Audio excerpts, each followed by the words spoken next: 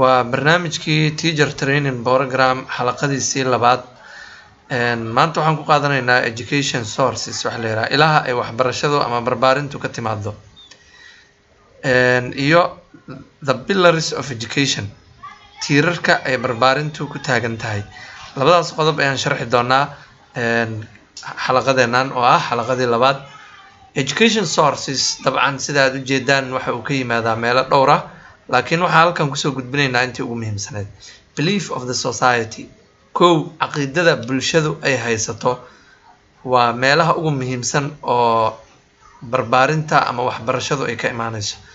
mathalan qofku haddii uu ku dhex nool yahay bulsho masiixi ah oo aaminsan diinta kiristaanka, waa qasab inuu baranayo oo waxyaabaha uu baranayo ay ka mid noqonayso waxyaabo la xiriira beliefska society-ga uu ku dhex nool yahay. waxaa kaloo ay ka timaadaa waxa la yiraahdo culture ama thaqaafa ama dhaqanka dadkaasi ay leeyihiin. asaguna waa mid ka mid ah sourceska waxbarashada laga soo qaato oo ka yimaado, because qofkan waxaa la doonayaa marka la barbaarinayo inuu la qabsado dadkii caqiid ahaan, dhaqan ahaan. sidaas darteed waa in waxa la barayo markii hore ay ka yimaadeen beliefska iyo culture-ka dadkani ay leeyihiin. haddii meelo kale laga keeno, qofkani wuxuu mar walba ay isku dhac uu dhex mari doonaa bulshada uu ku dhex nool yahay, isku dhacaas oo la xiriira xagga caqiidada iyo xagga dhaqanka. sidoo kale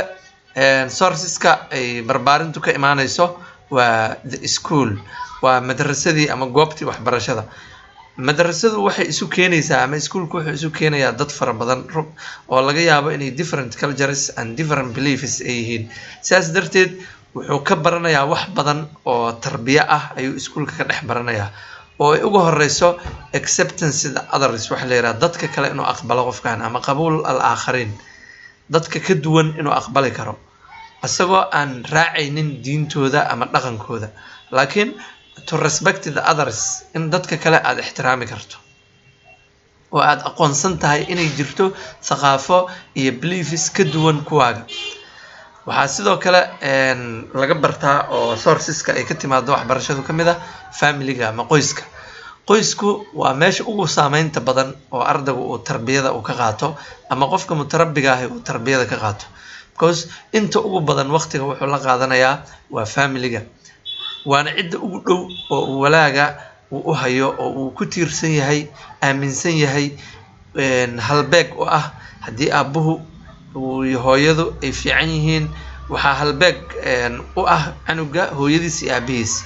ma jiro qof aaminsan hooyadiis iyo aabihiis inay xun yihiin. waa marka canugu uu ku jiro xilliga tarbiyada ama barbaarinta. markuu weynaado oo wax kala garto, dabcan wixii wanaagsan iyo wixii xun uu kala saari karaa, laakiin marka hore ama xilliyada tarbiyada ugu muhiimsan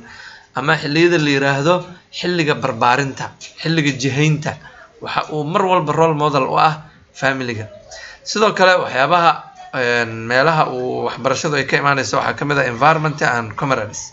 deegaanka iyo asxaabta uu ku dhex jiro qofkaani mar walba waa meelaha tarbiyadu ay ka imaanayso. waxaa ka mid ah meediyaha ama wasaa'il iclaamka,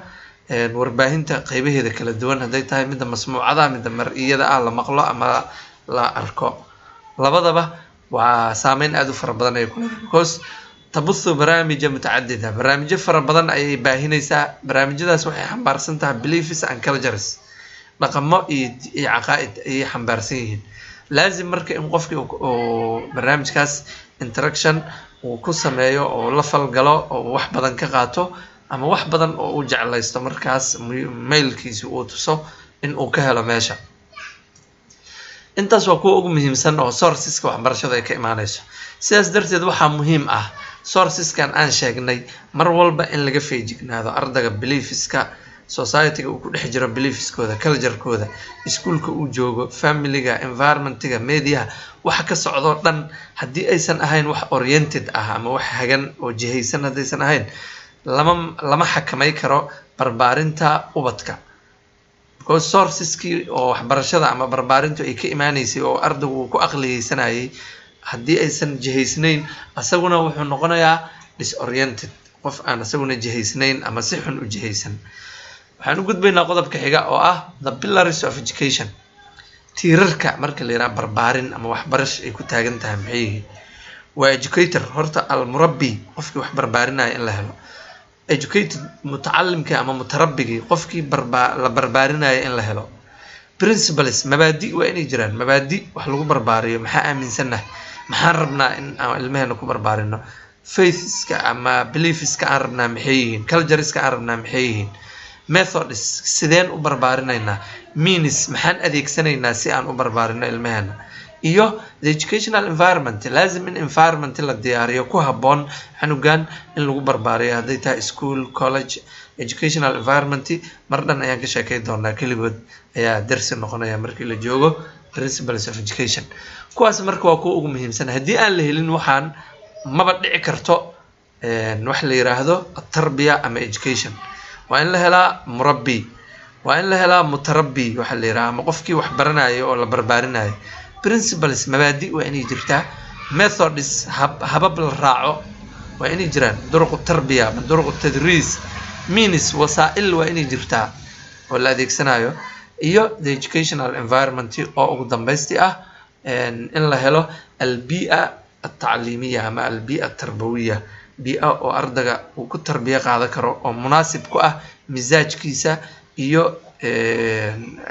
miyulkiisa oo dhan waa in la helaa marka xalaqadan labadaas qodob ayaan kusoo gaabinaynaa iyadana waxaan rajaynayaa in aad ka faa'iideysan doontaan mar kale iyo xalaqada saddexaad ayaan ku kulmi doonaa haddii alla idmo mahadsanidin